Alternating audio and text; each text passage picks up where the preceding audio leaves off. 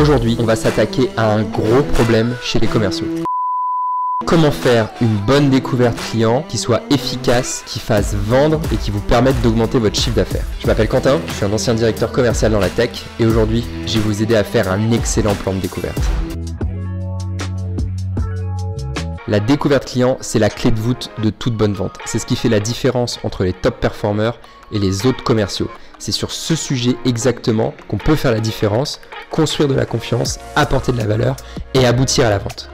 Aujourd'hui, je vous donne ma méthode en 5 étapes que vous allez pouvoir exécuter via un fichier Excel que je vous ai mis dans la description qui vous permettent de construire un plan de découverte, ce que moi j'appelle l'étape de l'analyse de la situation, en 5 étapes qui vont permettre de l'améliorer et d'aller en face du client prêt, armé à poser les bonnes questions, à apporter de la valeur. Tout ça au bénéfice du client, certes, mais aussi de vous, vos ventes et votre chiffre d'affaires. Alors pourquoi il est aussi important ce sujet de la découverte? Parce que j'ai remarqué que l'un des critères principaux qui distingue les top performers des autres, eh bien, c'est leur capacité à faire des découvertes qui sont excellentes. Et la différence entre ceux qui le font et ceux qui ne le font pas, c'est la qualité des informations qu'ils vont récolter, informations qui sont primordiales pour asseoir n'importe quel discours commercial, n'importe quelle solution qu'on pourrait apporter à son client. Une mauvaise découverte va nous faire passer à côté des bonnes informations qui vont permettre de vendre. La deuxième chose qui est importante, c'est qu'une mauvaise découverte, elle montre au prospect à quel point vous n'êtes pas forcément concentré sur lui et sur votre produit qui est vraiment l'étiquette qu'on n'a pas envie d'avoir quand on est commercial. C'est un prospect qui se dit bon, lui il me sort son pitch, il me raconte sa salade mais il va pas du tout écouter, il m'a posé 2-3 questions un peu bancales d'ailleurs et ça m'intéresse pas. Donc en termes d'impression et d'expérience prospect, c'est quand même pas l'idéal. La qualité de votre découverte va vous permettre de sortir de ce travers-là. Et puis il y a une troisième chose, c'est qu'une découverte qui n'est pas dirigée de manière optimale, ça donne au prospect l'impression d'être un peu pris pour un idiot parce que il va se sentir dirigé dans la direction qui vous arrange. Il va se sentir un peu sur des tentatives de manipulation, un sentiment qui est horrible, qui font augmenter complètement la méfiance et donc du coup inversement qui font descendre la confiance qu'il va avoir en vous, ce qui va vous mettre des bâtons énormes dans les roues de vente. Donc c'est quelque chose et une situation dans laquelle vous ne devez absolument pas vous mettre. Et en fait ce que j'ai remarqué c'est que quand on est commercial, on vous explique assez peu comment on mène une bonne découverte, à quoi ça sert et à quel point c'est aussi primordial dans la vente. Et moi, il y a quelque chose dont je suis absolument certain, c'est que la découverte, c'est plus important que votre capacité à maîtriser le pitch ou à raconter votre histoire. Parce que c'est ce moment-là qui va venir fixer la première idée que le prospect va se faire de vous, fixer tout le référentiel sur ce qui est une solution ou ce qui ne l'est pas et ouvrir le champ des problèmes que vous allez pouvoir adresser. Et plus le champ des problèmes est large et plus il est précis, plus vous avez de chance que dans une certaine zone, vous soyez exactement là où votre logiciel, votre produit, votre service peut apporter de la valeur. Donc une bonne découverte, ça a quand même pas mal de vertus. On va se plonger dans les 5 étapes qui vont vous permettre de construire le fameux plan que vous pourrez restituer ensuite avec vos prospects et qui va vous aider à vendre plus. Et entre parenthèses, moi ce mot découverte, je l'utilise parce que c'est ce qui est très utilisé sur le marché, mais mon mot à moi c'est l'analyse. C'est l'analyse de la situation parce que la découverte c'est rien de plus que ça et ça montre à quel point l'esprit analytique va être utile en tant que commercial. La première étape de la méthode, c'est d'identifier les piliers de votre proposition de valeur. C'est ce que j'appelle la méthode des piliers. Alors, la méthode des piliers, pourquoi elle est intéressante? Eh bien, elle va vous permettre de structurer toute votre analyse, votre recherche de problématiques chez vos clients. Donc, la question sur cette méthode des piliers qu'il faut se poser, c'est sur quelle thématique, sur quel sujet est-ce que je peux apporter de la valeur? La méthode s'appelle la méthode des piliers pour 3 raisons. La première raison, c'est parce que comme sur des piliers, c'est exactement là-dessus que va se reposer votre argumentation, votre explication de votre solution à votre prospect. La deuxième raison, c'est parce que ce sont également sur ces piliers que vont reposer le récapitulatif des problèmes qui aura été évoqué par votre prospect. Et la dernière chose, je l'ai dit, ce sont sur ces piliers que repose votre proposition de valeur. Pour cette étape 1, la première chose que je vous demande de faire, c'est de faire un brainstorming, de réfléchir à tout ce que votre produit peut faire, votre service, votre logiciel, peu importe, peut faire pour vos prospects. Ça va lui permettre de gagner du temps, ça va lui permettre de préparer ses factures, ça va lui permettre de garder ses collaborateurs, tout ce qui vous passe par la tête, que ce soit macro, micro, que ce soit très générique ou très spécifique, vous allez écrire tout dans un tableau qui vous passe par la tête. Ce sera le premier onglet du fichier Excel qui est dans la description. Alors là, pas de censure, le but c'est de dire tout ce qui vous passe par la tête. Vous pouvez le faire en équipe d'ailleurs, c'est assez intéressant. Listez tout ce que votre produit va apporter à vos prospects. Et donc maintenant, la deuxième étape de votre plan de découverte, ça va être de lister toutes les réponses. Quand vous les obtenez en rendez-vous, c'est des bons signaux que la vente va être possible et que vous allez pouvoir apporter de la valeur. Une méthode évidemment, c'est que vous allez utiliser les piliers que vous avez conçus avant. Donc pour chaque pilier, vous vous dites, dans ce domaine-là, quelle est la réponse que j'aime entendre? Quelle est la remarque du prospect qui m'aide à avancer, qui me lance l'indice que je peux l'aider. Par exemple, moi j'aime bien quand les prospects me disent j'ai du mal à faire progresser mes commerciaux, je n'arrive pas à comprendre ce qui ne va pas. Voilà, des choses comme ça, c'est des phrases qu'on aime entendre parce que c'est des signaux faibles qu'il y a un problème et qu'on va aller pouvoir le creuser. Ici pareil, ne vous privez pas, tout ce que vous aimeriez entendre dans l'idéal dans vos rendez-vous, vous l'écrivez. J'en ai marre d'eux, il faut absolument que, je mets trop de temps à, toutes ces choses-là, faites la phrase complète et spécifique dans le cadre de votre logiciel, mais faites cet onglet 2 de manière la plus exhaustive possible, ça va vous aider. Partie 3 maintenant de la méthode, eh bien c'est très simple, c'est que maintenant qu'on sait les réponses qu'on attend, on va poser les bonnes questions pour tenter de les entendre. Ici, j'ai bien tenté de les entendre. Pourquoi? Parce qu'il n'y a rien de pire qu'un commercial qui essaie de faire dire quelque chose à son prospect. Peut-être qu'il va y arriver, mais ça peut biaiser la qualité de l'information. Ça peut biaiser le prospect aussi qui sent, la personne elle n'est pas dupe, elle sent que vous essayez de l'orienter, de l'emmener dans une direction. C'est pas agréable et ça a deux effets. Ça crée de la résistance et puis ça baisse le niveau de confiance que la personne a en vous. Donc vraiment, vous n'avez aucun intérêt à essayer de diriger par des questions plus ou moins fermées l'avis du prospect. Ce que vous voulez simplement, c'est ouvrir une porte pour le prospect derrière laquelle éventuellement va émerger ce type de questions. Mais vous ne voulez pas le diriger. Vous dirigez de la thématique si vous voulez tout au mieux finalement. Donc ici, on va lister toutes les questions possibles et imaginables qui peuvent par exemple amener un prospect à dire « mes commerciaux ne passent pas assez de temps sur la prospection ». Alors quelles questions je pourrais avoir là-dessus? Eh bien ça pourrait être « qui s'occupe de la prospection aujourd'hui? Mes commerciaux. Combien de temps passe-t-il en moyenne à prospecter ?» Paf! Allez, justement, mes commerciaux, ils passent pas assez de temps, je sais pas, je dirais 30 minutes, je sais même pas, je le suis pas. Ok, j'ai la réponse attendue. Et si la personne, elle me dit, oh, je pense qu'il passe 2 heures par semaine, et c'est tout, qu'il n'y a pas d'insatisfaction, ok, je vais peut-être creuser, mais si le problème, il est pas là, il n'y a pas de problème, faut pas aller chercher plus loin, on continue, on avance, il y a plein d'autres portes à ouvrir, un rendez-vous, c'est assez court, donc on a envie d'aller les ouvrir et pas de perdre de temps sur des choses où on va essayer de forcer le passage. Aucun intérêt. Donc sur cette partie 3, maintenant que vous avez la liste des réponses idéales, et ben en face, dans l'onglet 3 du tableau, vous allez rédiger les questions qui peuvent amener à ce type de réponse. Alors, il y a des règles pour rédiger de bonnes questions et je vais vous les donner. Première règle, c'est qu'elles doivent être le plus possible ouvertes. Alors, c'est pas systématique, faut pas faire que des questions ouvertes pour faire des questions ouvertes, mais c'est un bon signe que vous allez laisser de la place au prospect pour exprimer ce qu'il souhaite exprimer. Une bonne question déjà, c'est une question ouverte, c'est-à-dire quoi, quand, comment, qui, pourquoi. Les questions ouvertes, elles viennent en opposition aux questions fermées qui, elles, ne peuvent être répondues que par oui ou par non et qui présentent le désavantage de biaiser l'avis, la réponse du prospect et vous de vous priver de plein d'informations très utiles pour construire l'esquisse de solution, la présentation de votre solution, de votre logiciel derrière. Deuxième règle d'une bonne question, c'est qu'elle doit être objective et je dirais dépassionnée. Ne cherchez pas à juger derrière la question, ne cherchez pas à émettre un avis,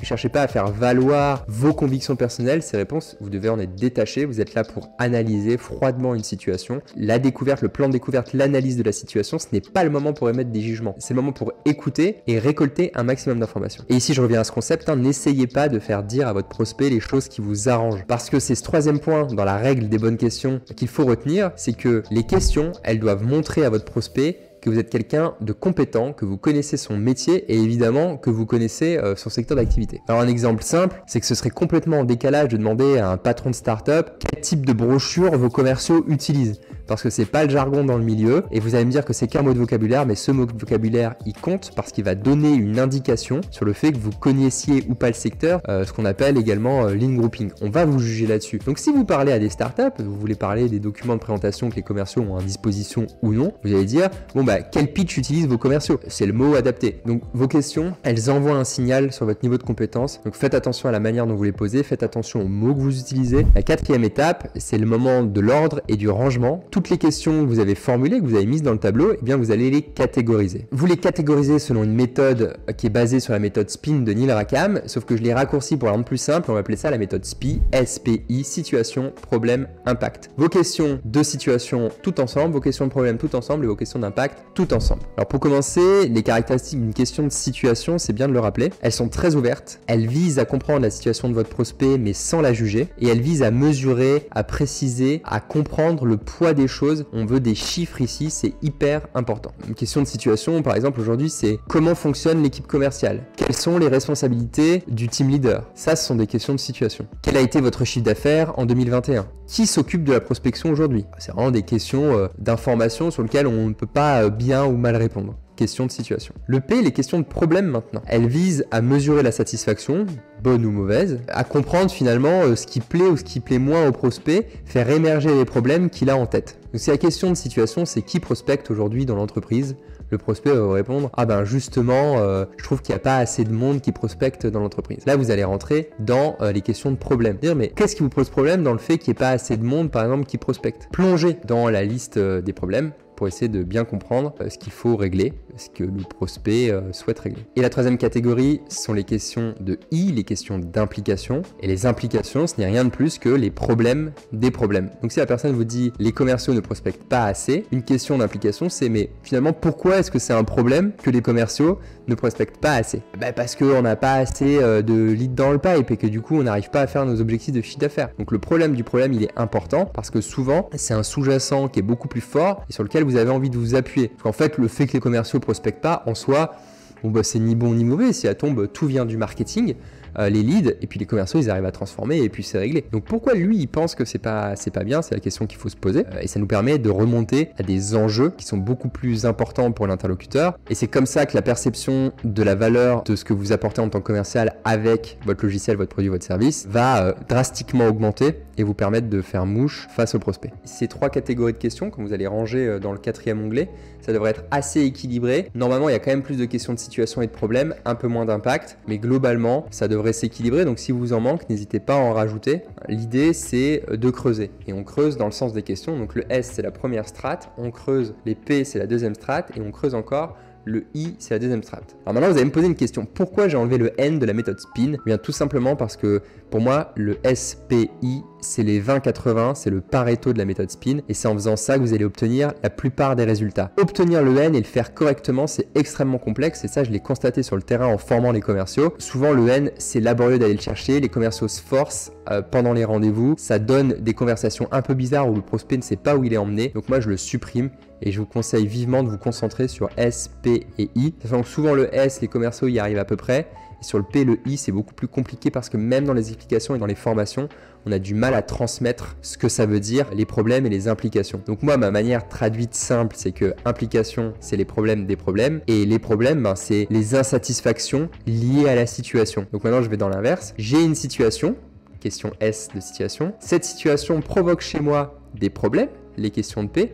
Et ces problèmes provoquent de manière plus globale dans mon activité, mes objectifs principaux, d'autres problèmes, des implications, c'est les questions de I. Faites déjà le SPI, vous allez obtenir des super résultats. Il faut bien s'entraîner, c'est une petite gymnastique pour laquelle il faut s'habituer, mais ça vaut vraiment la peine. Maintenant que vous avez tout ça, la dernière étape, c'est de placer vos questions sur ce que j'appelle le Question Trust Fit. Question Trust Fit, c'est juste comprendre le lien qui existe entre la question que vous posez et la confiance que vous devez avoir pour la poser. Parce qu'il y a des questions qui sont plus délicates que d'autres, et donc on va pas poser au même moment. Donc chaque question va lui donner un score de 1 à 5, de 1 à 10, de 1 à 100, ce que vous voulez, qui va vous donner une indication d'à quel point il faut construire de la confiance pour pouvoir poser cette question et en obtenir une réponse. Vous pouvez poser toutes les questions à n'importe quel moment, mais ce que vous voulez, vous, c'est obtenir les réponses. Et pour obtenir les réponses, il faut choisir son timing en fonction de la confiance qu'on aura réussi à établir avec le prospect. C'est l'exemple que je vous donne souvent sur la question du salaire. Demander son salaire à quelqu'un, ça pose aucun problème dès lors que la confiance est établie entre les deux personnes. Mais si vous démarrez une conversation avec quelqu'un que vous n'avez jamais rencontré de votre vie, vous dites bonjour, je m'appelle Quentin et la deuxième question c'est combien tu gagnes, les chances d'obtenir une réponse sont très faibles. Si vous passez la soirée avec la personne, que vous établissez de la confiance, vous reposez la question, vos chances d'obtenir une réponse elles vont drastiquement décoller. Et bien c'est la même chose en plan de découverte, en analyse de la situation. Toutes les questions ne peuvent pas être posées dès le départ, il faut avoir un certain niveau de confiance et c'est ce Question Trust Fit qui va vous permettre de sentir quand est-ce que c'est le bon moment de poser la question ou non. Donc c'est un score que vous attribuez. 1, ça veut dire que c'est très facile et que vous pouvez poser la question à tout moment sans même avoir le moindre once de confiance presque. Et le score maximal, ça va être les questions épineuses, sensibles, que vous allez devoir poser uniquement si vous avez le niveau de confiance nécessaire. Parce qu'il faut savoir quelque chose, c'est que si vous posez des questions au mauvais moment, quand la confiance n'est pas établie, non seulement vous n'allez pas obtenir la réponse, mais en plus, votre jauge virtuelle de confiance que vous essayez de faire monter pendant vos rendez-vous avec vos prospects, eh bien elle va descendre et ça il faut l'éviter évidemment un maximum. Alors pour illustrer comment fonctionne cette méthode en 5 étapes, je vais prendre un exemple concret. On va s'imaginer qu'on est en train de vendre un logiciel de gestion de paie. Donc un logiciel qu'on va mettre dans la main des entreprises qui permet d'éditer les bulletins de salaire, de prendre en compte les congés, les différentes spécificités de chaque salarié. On va s'imaginer qu'on vend ce type de logiciel à des entreprises et on va faire les 5 étapes pour construire le plan de découverte. Alors 1, je dois identifier mes piliers. Quand je vends de la gestion de paie, qu'est-ce que je fais? Je fais gagner en organisation aux entreprises, je leur fais gagner du temps parce qu'ils vont éditer leur bulletin de salaire beaucoup plus vite, je leur fais gagner de la flexibilité parce que s'ils veulent ajouter une prime au dernier moment ou autre, ils vont pas devoir appeler le comptable pour dire que ça change ou voilà, ça va être fait rapidement dans un logiciel. Je vais leur faire gagner évidemment du temps parce que c'est beaucoup plus rapide en saisissant les informations, puis mon logiciel, il vous donne directement tous les ratios, il fait tous les calculs selon les dernières lois, donc je vais gagner beaucoup de temps. C'est un logiciel aussi qui va me permettre de fidéliser et de faire de la rétention sur mes collaborateurs parce que si je leur mets dans les mains quelque chose qui leur permet de faire leur métier, par exemple les assistantes, beaucoup plus facilement sur la gestion de la paie, eh bien elles seront ravies d'être au travail, je leur facilite la vie et elles vont rester plus longtemps. Ça m'évitera de refaire des recrutements tous les 1 an parce que ma méthode actuelle est laborieuse, donc la rétention des talents. Donc 3 piliers, j'ai de la rétention sur mon équipe, j'ai du temps et je vais faire gagner de l'argent, mon 3e pilier à mes prospects. Donc là j'ai mes piliers. Ensuite, je vais donc chercher les réponses. Qu'est-ce que j'aime entendre si je vends un logiciel de gestion de paie? J'aime bien entendre les assistantes font pas mal d'erreurs. J'aime bien entendre on n'arrive pas à gérer les cas spécifiques à la dernière minute. Ça peut être vite compliqué d'accorder par exemple, des avances sur salaire à mes salariés parce que la manipulation elle est complexe et ça fait intervenir trop de personnes. Et j'aime bien entendre j'ai du mal à gérer et à prévoir les différents prélèvements sociaux en termes de trésorerie. Ça, c'est des questions, si je suis un vendeur de logiciels de gestion de paie, que je vais apprécier entendre parce que ça va me faire dire que je peux apporter de la valeur. 3e étape, je vais chercher les questions qui vont avec les réponses. Donc par exemple, si ma question c'était mon assistante fait pas mal d'erreurs de gestion, j'ai demandé comment travaille votre assistante aujourd'hui? Dans quelle proportion il faut refaire les bulletins de temps à autre? On peut aussi demander vous arrive-t-il de faire des erreurs de temps à autre et dans quelle mesure? On peut aussi lui demander quel est le challenge majeur dans le poste de l'assistante par rapport à la paie? C'est d'être dans les temps, c'est de pas faire des erreurs. Ah, de pas faire des erreurs. Et justement, dans quelle mesure, à quelle fréquence est-ce que votre assistante elle fait des erreurs aujourd'hui? Ensuite, je rentre mes différentes questions dans le SPI. Donc ma question de situation, c'est qui s'occupe de la paie aujourd'hui en interne? Qui génère les bulletins de salaire? Une question de problème, c'est quel est le challenge majeur de ce poste aujourd'hui et pourquoi est-ce que c'est critique chez vous? On va essayer de comprendre. Une deuxième question que j'aime bien de problème, c'est si vous aviez une baguette magique, qu'aimeriez-vous changer? Ça va permettre de faire émerger des problèmes aux côtés desquels on serait passé quand on a déjà fini ou on est prêt d'avoir fini son plan de découverte, son analyse de la situation. Et puis une question d'impact, ça peut être en quoi est-ce que c'est un problème que l'assistance fasse des erreurs? Enfin concrètement, sur quoi ça impacte l'activité qui est des erreurs dans les paies chez l'assistante? Est-ce que vous avez des exemples? Ce genre de question, elle est utile pour comprendre et avoir ces questions d'impact qui sont rangées. Et la dernière étape, on met le score, question, trust, fit, on essaie de comprendre à quel point est-ce qu'il faut être dans la confiance, à quel point la question elle est intime, pour comprendre quand est-ce que dans mon plan de découverte, en termes de chronologie, je vais pouvoir lancer la question ou non. C'est une question de chronologie, mais c'est aussi une question, vous avez compris, de la fameuse jauge de confiance qu'on essaie de faire monter pendant tout son rendez-vous. Il y a quelque chose qui est intéressant. J'ai fait une vidéo là-dessus d'ailleurs qui s'appelle la confiance. C'est que cette jauge de confiance, elle augmente quand vous posez des questions également. Donc ça veut dire que si vous posez des bonnes questions dans le bon ordre, petit à petit, la jauge de confiance elle augmente. Pourquoi elle monte? Parce que la qualité de vos questions, je l'ai dit tout à l'heure, c'est une preuve de votre compétence et du fait que vous soyez quelqu'un qui connaît, qui puisse aider, qui puisse conseiller. Donc ça fait monter la confiance, qui vous donne le droit de poser d'autres questions plus intelligentes, plus intimes, etc., etc. Donc il ne faut pas sous-estimer tout ce mécanisme en fait, qui est à la fois un cercle vertueux, mais qui peut se transformer en cercle vicieux si jamais ce n'est pas pris sous le bon angle. Donc qui s'occupe de la gestion de paie en interne aujourd'hui? C'est une question sur le QT Fit Score qui va être très basse.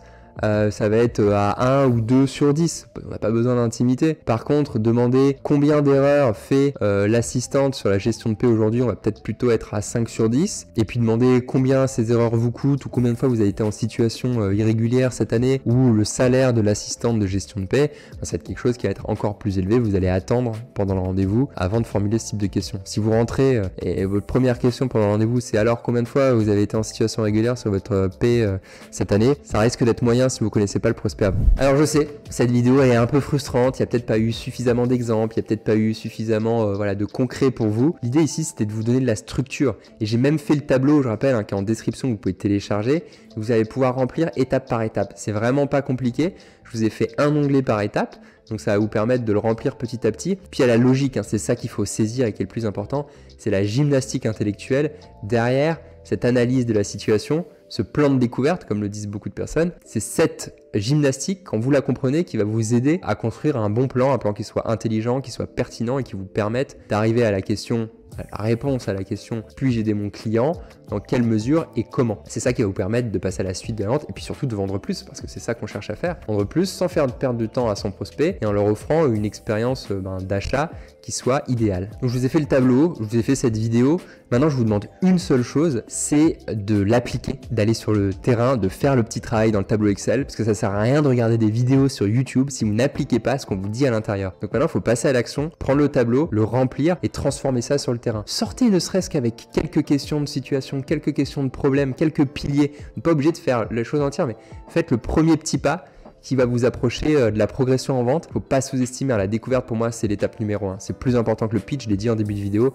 Donc maintenant, ce qui serait top, c'est que vous passiez à l'action parce qu'il y a comme ça que vous aurez des résultats. Alors maintenant, avec cette vidéo, l'étape ultime, si vous voulez que toutes ces choses, elles aient un résultat concret sur votre chiffre d'affaires et que vous voulez que les commerciaux vendent plus dans votre équipe, eh bien, c'est de le faire ensemble. Dans la description, je vous ai mis mes coordonnées et ça va permettre qu'on puisse se parler et que je puisse vous aider à construire un plan de découverte idéal qui soit diffusé dans toute l'équipe et qui permette rapidement soit d'éliminer un deal qui n'est pas fait pour vous, soit de vendre et d'aller au bout de la vente en apportant beaucoup de valeur à vos clients. Donc ça, on peut le faire ensemble, en équipe. Je me mets dans vos souliers avec vous, je fais partie de l'équipe, on construit le plan de découverte, vous l'appliquez sur le terrain et ensuite peut-être qu'on va se revoir pour ajuster, changer les questions et mettre surtout tout ça en forme pour que ce soit digeste, intelligent et agréable à suivre pour les équipes. Donc si vous avez envie d'aller plus loin, je vous invite vraiment à le faire. Sinon, vous pouvez continuer de regarder les vidéos, elles sont gratuites, elles sont faites pour ça, utilisez-les. Vous abonnez à la newsletter que j'envoie une fois par mois où je mets du contenu un petit peu différent. Mais surtout, voilà, appliquez, il n'y a que ça qui va faire que ça fonctionne par la suite et que vous allez augmenter vos revenus. Si jamais cette vidéo, elle vous a aidé, elle vous a permis d'apprendre une chose aujourd'hui, je vous invite vraiment à liker, à la commenter, à vous abonner déjà pour avoir les prochaines vidéos. Vous savez comment ça marche, les plateformes de contenu. C'est le contenu sur lequel il y a des interactions qui sont partagées, qui sont les plus plébiscités. Donc si vous pensez que ce type de contenu il mérite de l'être, eh bien faites-le. Ce sera votre moyen à vous de me dire merci. Je vous retrouve la semaine prochaine pour une prochaine vidéo et d'ici là, je vous souhaite d'excellentes ventes.